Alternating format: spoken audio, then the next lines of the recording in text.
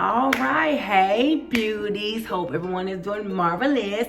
I'm going to actually show you a quick hack that you can create for your body. Okay, so we're going to do it very affordable. What you're going to do is take your favorite oil, whatever oil you use, which I like the Johnson oil, and take your favorite body wash. I love me some Dove, but use whichever you prefer, whatever your favorite is.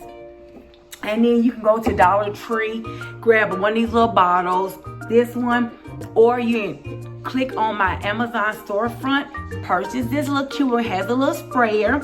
Okay, so we're gonna actually add a little bit, and this is gonna be for when you're about to take your shower.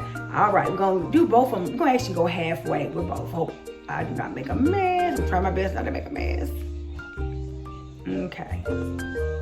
So for video purposes, I'm gonna just put a little bit here.